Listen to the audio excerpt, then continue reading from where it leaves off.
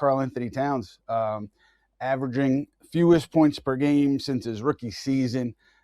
He had 9 shot attempts against Oklahoma City in a close game. And that's happened several times this year where the attempts have not been high. And it's become a talking point among, media podcasts, ex-player podcasts talking about the Knicks. And most recently it was Raymond Felton on To the Baja talking about how Karl-Anthony Towns can't have 2 shots in the first half of a game. It just can't happen. And he said he didn't know where the issue lied because, he's not around the team. But is it on Jalen Brunson? Is it on Mike Brown? Is it on somebody else?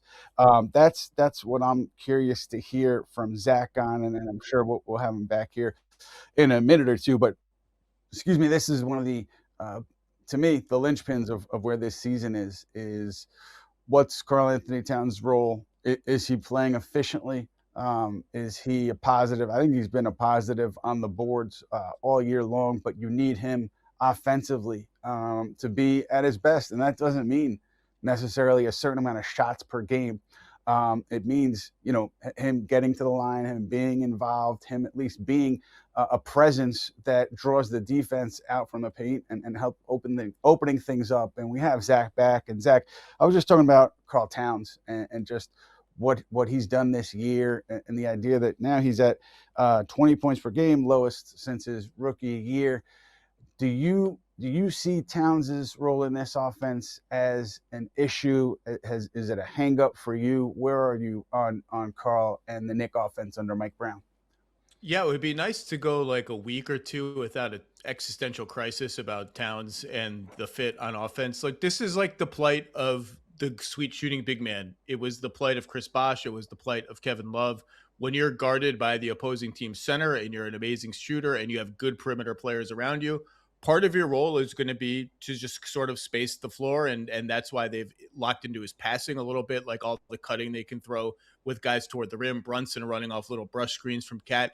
That works because of his spacing and his shooting. And, it does seem like it should be easier at times for them to get him pick and pop 3-pointers. And the real issue comes on when teams put a wing on him, put a small on him, and kind of snuff out those pick and pops and switch everything. We saw that against Oklahoma City. We saw it against Cleveland in the most recent Cleveland win.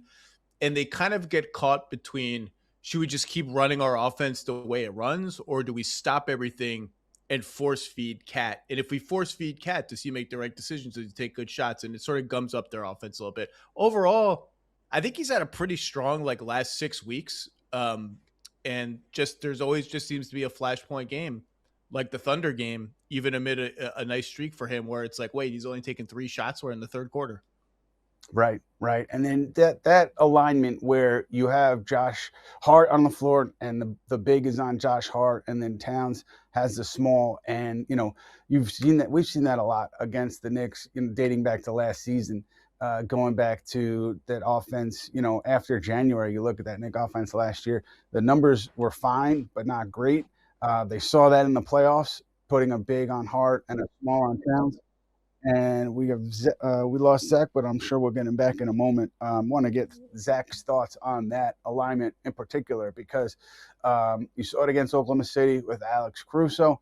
I'm sure the Knicks are going to see a steady diet of that the rest of this year and certainly in the playoffs. And, the offense has been fine. And I'm just wondering, as Mike Brown talks about continually tweaking his offense and trying to change it to help Karl Towns, to simplify it for Karl Towns, particularly when he's at the 4.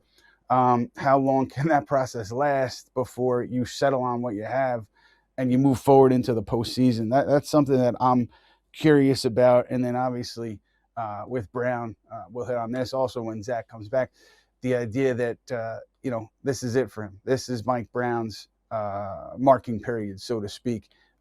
This is where, the jury starts to see the evidence, and I mean the playoffs, and this is where he'll be judged on this year. It's starting April 18th or April 19th, which is game 1 of the first round, and the Knicks will be matched up with whoever they have, and they'll have 2 home games in that series, and that's where it is for Mike Brown. This is where he's judged fairly or unfairly, because this is what happens when You let go of your head coach, Tom Thibodeau, who led you to the conference finals for the first time in 25 years, and you decide you want to make a coaching change. And you say in the aftermath of that coaching change that you have a singular focus on winning a championship. So really, anything less than a finals appearance is going to be viewed, depending on how things shake out, as a disappointment. And Zach, I wanted to ask you that alignment where Josh Hart is defended by the big and Karl Towns is defended by the small. When you try to change what you do on offense and force the ball to Towns in the post, I don't know if the Knicks have had a ton of success. The numbers, at least looking at my buddy Shaq's NBA and his breakdown, the numbers with Towns in the post have not been strong. Is it as simple as get him the ball and change everything so you can take advantage of that matchup? You mentioned his decision-making and the turnovers and that. And so how would you approach that if you're in there and you're kind of advising the group? I think you got to be nimble, right? It depends what the matchup is. Like, how easy is he going to be able to overpower the person that is guarding him if there's no switch involved? How well is the floor spaced around him? Can you enter him the ball quickly? And if you can't, then I think you need to be able to pivot out of it. And there's lots of different antidotes to it, right? Like, you can use Josh Hart in the pick and roll if he's being guarded by the opposing big man. We've seen teams put their centers on OG Anunoby at times, and they've had success putting OG in the pick and roll and saying, hey, you roll to the rim and you make plays out of it, or you pop for three and you make plays out of it. If the guy guarding Brunson is a small guy and not a bigger wing, if it's like a small guard, you can still run the Brunson Towns pick and roll and get a switch of an even smaller guy onto Towns that makes the post up easier for him. So like the Knicks know the sort of beats of how to respond to that. And I think if it's not a great matchup, like Jalen Williams on the Thunder, he's ready to guard Towns. Dean Wade, he's like big enough to credibly guard him in the post without a really hard double team, triple team, whatever. If it's not a great matchup and you can't get into him fast, I think you just got to pivot into the other levers of your offense. And the Knicks offense has a lot of levers, including some that still use Towns, even if they have a good matchup on him. Right. And that makes a lot of sense, just given the circumstance and the individual matchups. And maybe that's why you'll see games in the playoffs where Towns will not have a high amount of shot attempts, but the offense, if things are going well, will still be effective. Which, by the way, you saw those games when he was in Minnesota too, right? I mean, it's sometimes it's just the plight of the big guy.